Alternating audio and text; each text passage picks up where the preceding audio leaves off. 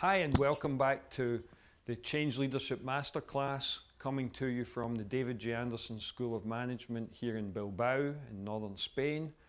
In this module, I'd like to extend our ideas of sociology, social cohesion and leadership with a concept I've been working on for the last few years called social entropy, the synthesis of social cohesion with physics, quantum mechanics theory. So, what we have in this diagram is a set of individuals, and these people don't know each other. They don't have any affiliation with each other. It's just a random collection of individuals who are socially distanced. And this represents the maximum entropy position. Now, in a closed system, the theory of thermodynamics says that the entropy in a closed system will always decay until it reaches maximum entropy. And then the only way to reduce the entropy is to inject energy from the outside. So we've reached the maximum entropy position here. This group of individuals, they don't know each other at all. And if we're going to reduce the entropy in this system, we need to inject some energy. And here's the energy we're injecting. It's called Justin Bieber. So we inject the energy of Justin Bieber into our maximum entropy collection of individuals. And what happens is that each one of these people are like a quantum particle, and they've got some energy level. They're vibrating.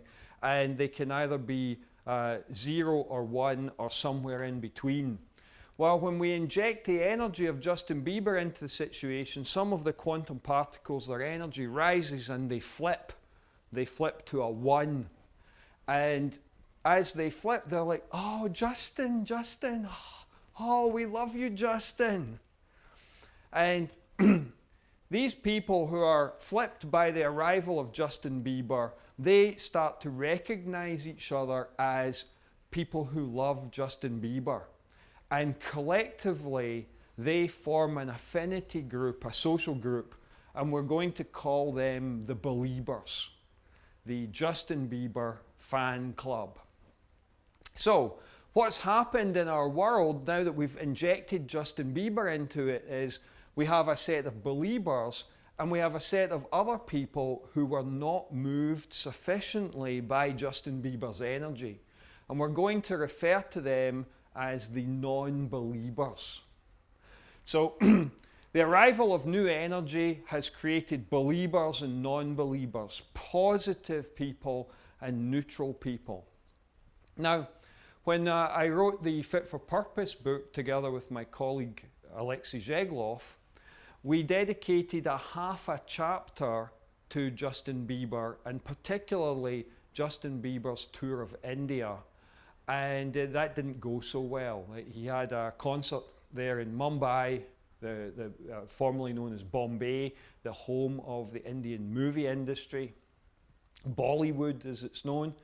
And Justin Bieber maybe was tired from the concert tour schedule, or he was jet lagged, who really knows. But he turned up and he gave a very lackluster performance, and Indians had paid a lot of money, some of them $1,000, which is, that's a month's wages for a lot of people in India, to come to this concert, buy the tickets. They were very disappointed. So we wrote a half a chapter about how Justin Bieber's concert tour of India hadn't been fit for purpose. Well, we were sending the manuscript out to some people we know in our community for review. And we discovered from this that there was a hidden set of Beliebers. And that hidden set of Beliebers were people with job titles like project manager who lived in Canada. They were in fact Canadian mommies who worked as project managers. And those Canadian mommies, they empathized with Justin Bieber's mommy because she's a Canadian mommy. And they have kids maybe about Justin Bieber's age, so they empathized with that. And we got these emails saying, oh, I think you're being terribly harsh on our Justin. Couldn't you tone it down a bit? Don't be so negative about him. Right, so that was all very well. We had uncovered the hidden believers. But we also uncovered this random other group. And I have to tell you that these people were, by and large, white middle-aged men from all over the world, to be honest, different continents. But we got emails of a similar nature. Why are you even talking about this little prick? I fucking hate that Bieber guy. So what we had discovered was that there was a hidden group of anti-believers, right? The haters. They weren't neutral about Justin Bieber, completely the opposite. So the arrival of Justin Bieber, he's a young, good-looking guy, and he's got all the money, and he's got all the women, had caused a certain amount of jealousy, envy, resentment amongst these middle-aged white guys. So they represent the anti-believers. Now, they're low energy and they're not particularly well organized. The believers, on the other hand, that really is the Justin Bieber fan club. However, what happens in the community if some of these anti-believers post nasty things about Justin on Instagram or Twitter or some other social media platform? What happens to the believers? Well, they feel attacked. The emergence of the anti-believers makes the believers feel attacked. They have an enemy now. And it causes them to close ranks. Their social cohesion tightens. It's like the gravity of the believers gets stronger. And that was caused by the anti-believers. Now, as the gravity of this group strengthens, the energy level here gets stronger. What it does is it causes a few more of the non-believers to flip. So they get attracted to Justin and to the believer group, and they are repelled by the anti-believers, the haters. So the consequence of the arrival of anti-believers in the market is to cause more believers and to make the believers stronger and tighter and to give them a greater level of gravity. Now, consequently, this makes Justin Bieber even more famous and richer, and he's got more girls. And that causes some more non-believers to start envying him and hating him and resenting him and being jealous of his money and his parties and getting arrested, evicted from his neighborhood in a town in California. We actually had a client. Our office was just across the freeway from where Justin Bieber used to live until they evicted him from the neighborhood for bad behavior.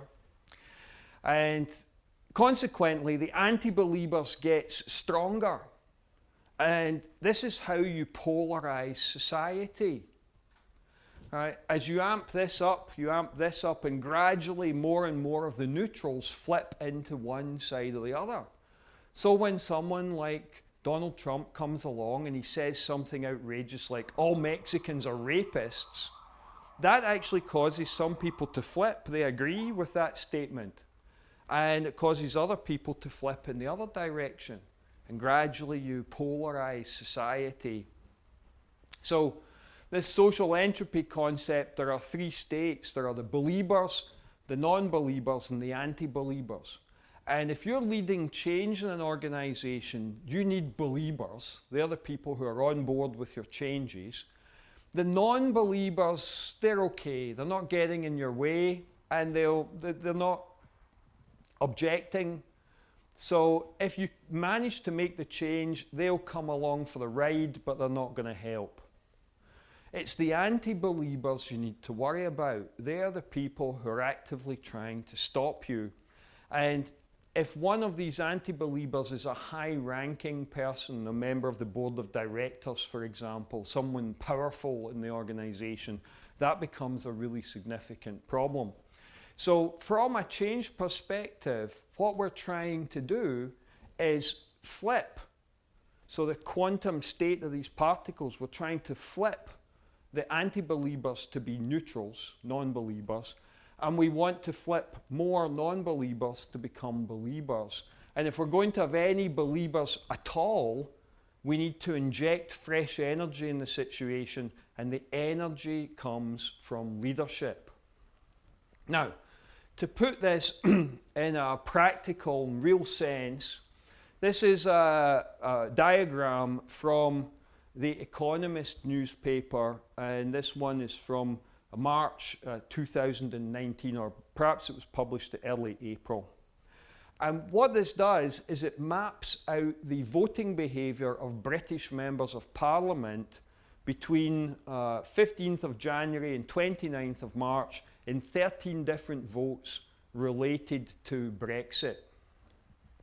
And it clusters them by their voting behaviour in order to show affinity, or essentially social groups of like-minded members of Parliament. Now, this large cluster on the far left here, this is largely the Labour Party, all shown in red, and their leader, Jeremy Corbyn. And then we have the Scottish Nationalists in the cluster here, another cluster of Labour, some more Scottish Nationalists, and a few other little random clusters. Now, the blue here represents the Conservative Party of at-time leader Theresa May. What we see here is that the pro-European side of this diagram, the believers in the European project, they are very tight-knit. They have the odd disagreement, but largely they all know what they're for and what they believe in. Now, the anti-believers, the anti-EU group, they all know that they don't like the European Union, which is fine. Right? They don't like it, so they win an election that says we're going to leave the European Union. Fantastic. What are we going to do instead? That's a valid question. So we asked this group, what do you think we should do instead? And we get about 13 different answers to that. There is no social cohesion in the Conservative Party at this point in time. The new leader and Prime Minister, this is Boris Johnson, he's down there. Some other leading people, Michael Gove, he was a very strong pro-Brexit politician. They're spread all over the place here. Some former cabinet ministers from the 20th century, like Ken Clarke, and even Dominic Grieve from the Conservative Party, way over here, aligned with the Scottish Nationalists. So there's a tremendous spread. This little cluster here are the Democratic Unionists from Northern Ireland, who are currently, until the recent general election, they were in a coalition with Boris Johnson's government. Boris Johnson now has a much stronger majority following the general election. So these people, they didn't know what they were for. They knew what they were against. And that's the thing. Anti-believers know what they're against. They don't know what they're for, and they can't agree on it. And the reality is that the energy level in the pro-group, the believers, is always higher, and the social cohesion is always tighter. The gravity is stronger than it is amongst the anti-believers. Right, so over here on the believer side, this is Nicola Sturgeon, the Prime Minister of Scotland, and therefore the leader of the Scottish National Party, although actually she doesn't sit in the Houses of Parliament in London because she's the Prime Minister in Edinburgh. And during the current coronavirus time, it's been really self-evident that Nicola Sturgeon's a better leader than Boris Johnson. We have Boris Johnson over on the other side here.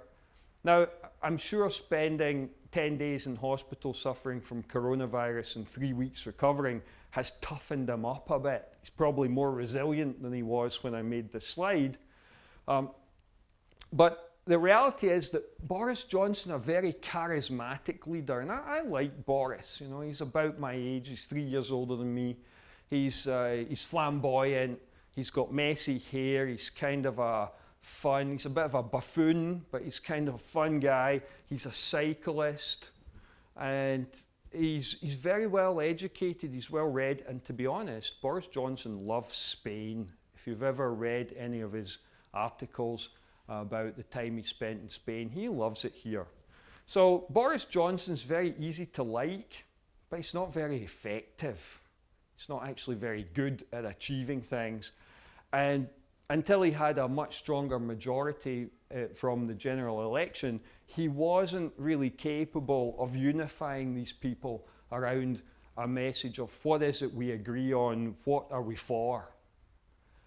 That charisma itself isn't enough. There has to be vision and there has to be an ability to unify people behind a single purpose.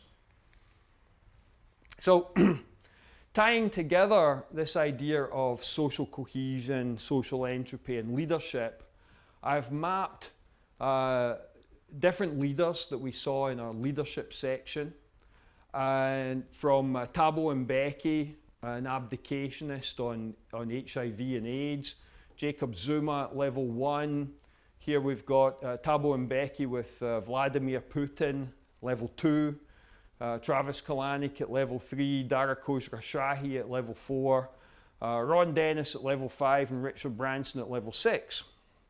Now, in the leadership section, I talked about the idea that level 6 leaders need a deep well of energy, they need a deep pool of energy that they can suck from. They need to be tremendously resilient, and that often their actions are only understood retrospectively. So, what we've got down here with Richard Branson and Ron Dennis are incredibly energetic leaders. And at the other end of the scale, we've got much more lazy leadership. So the energy level is increasing as we go down through the maturity levels, while actually the entropy is moving in the other direction, right? That individualism is your maximum entropy position. So you get high entropy at low maturity and very low entropy at high maturity. Therefore, one very simple definition of a leader is that a leader is an entropy reducer, and that an act of leadership actively reduces entropy in the sociology of the organization. So, as we saw in our leadership section, it takes a lot of energy to lead the rainbow nation. South Africa isn't just black and white people. Even the white people aren't homogenous. They're the English, the ethnically Dutch, the Afrikaners, the Boers, the Germans, and then the others, the random collection of other white people. And they make up about 7-8% of the population altogether, the vast majority of which are Afrikaner, are ethnically Dutch. So on the black side, the main ethnic group are Nelson Mandela's tribe, the Xhosa. And Nelson Mandela was a Xhosa, Thabo Mbeki is a Xhosa, Cyril Ramaphosa is a Xhosa. Jacob Zuma was a Zulu. They're the second largest ethnic group. And it was time for the Zulus to have a turn of having the presidency. That was important to show some diversity in the leadership of South Africa. Of course, it went very badly with Jacob Zuma in charge. But the reality is that there are actually many different tribes of black people. And then there are other ethnic groups. There are Indians. There are people of mixed race, about 7-8% of the population. And there are some other small ethnic groups that would be considered not white or black, but some shade in between. And therefore, it's a very diverse rainbow nation. And in order to get all these different bits, like the challenge that Boris Johnson was facing with all those different bits of the Conservative Party, and he had to get them to be for something, to be for some new project that wasn't the European project. Any leader of South Africa needs to unify the nation behind something they can all be for. Now, it turns out that rugby has worked very well for that. when the South Africans won the Rugby World Cup in Japan very recently, the captain of the team, for the first time black, he said in his speech accepting the trophy that the country faces many social problems and many challenges, but it's rugby that brings them together. So rugby is a means, Mandela leveraged it as a means of unifying this diverse rainbow nation behind a single idea. Now, if you could take it from sport and turn it into something that was economic, then you really begin to make a difference in the fortunes of a country that's had its challenges for a century. And it's a really beautiful country, and it's got so many wonderful natural resources. It is one of the richer countries in Africa. It's one of the better economies in Africa, and they've got tremendous potential, a nation of about 57 million people. If they can figure out how to switch that on, South Africans are going to enjoy a wonderful life. It's a beautiful country, very great quality of life available if they can elevate their population out of poverty. And with that, Steve and I will join you online for the online session. Thank you.